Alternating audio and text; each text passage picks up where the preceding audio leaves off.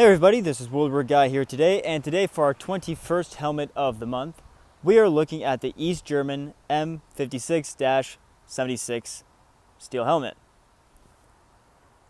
Now, as you can see right off the bat, it is a pretty funky looking helmet. It's very wide and very round slash pointy. It's an awkward in between of the German M40 and the M1 helmet maybe. Very unique, very interesting. As we can see, the color is a sort of dark gray, dark blue-gray maybe. Although there are some examples of these helmets being in a sort of field gray color as well. Now these helmets were first adopted by the East German military in around the 1950s when these shells were used because the Soviets didn't want the East Germans to use any World War II German helmets.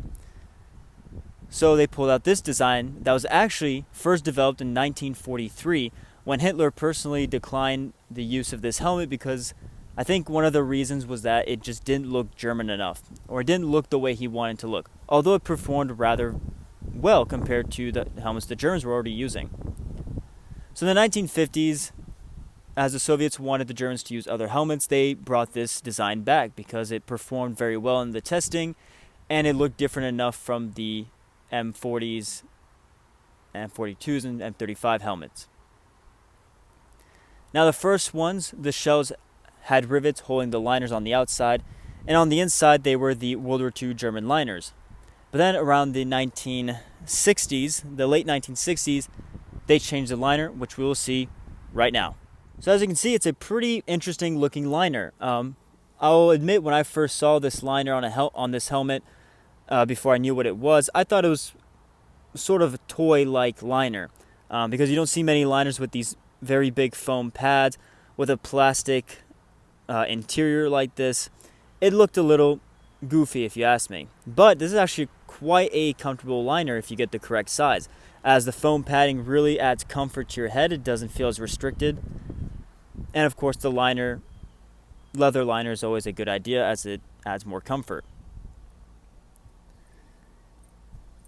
Now on the chin straps, they are a 4-point chin strap, so it does help keep the helmet more stable on the wearer's head rather than a 2-point chin strap. And on this one you can see that it has the soldier's name on it.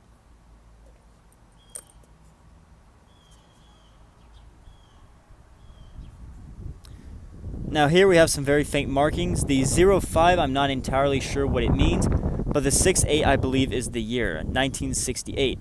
Although this is a M56-76 helmet. For the chin strap, it was a simple buckle chin strap. And you could also adjust the 4 points depending on your head shape. Now, as I mentioned, this is a M56-76 and it is slightly different than the M56-65 or 66. And the only difference between those two helmets is the 76 doesn't have rivets on the outside, while the 66 did have rivets. Otherwise, they're completely the same. Now, these helmets were used from the 1950s all the way until the collapse of communism, all the satellite states.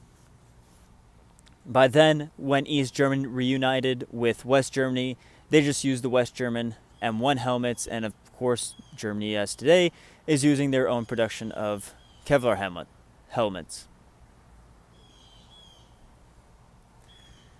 And surprisingly enough, these helmets actually did see quite a bit of conflicts, not in Germany specifically, but you see quite a bit of them being issued or at least sold to Yugoslavian states such as Bosnia-Herzegovina. You can see some of them wearing these helmets. And these helmets were also issued to some Vietnamese troops during the Vietnam War in the 1960s and 70s. So although it didn't see too much conflicts in Germany itself, it did see conflicts around the world. And I think you might even be able to find some of these helmets used in the Middle East, but I'm not entirely sure, so take that with a grain of salt. With that being said, this does conclude today's video. I hope you guys enjoyed. If you did, drop a like, write a comment, share, and subscribe. But besides that, you guys have a great day.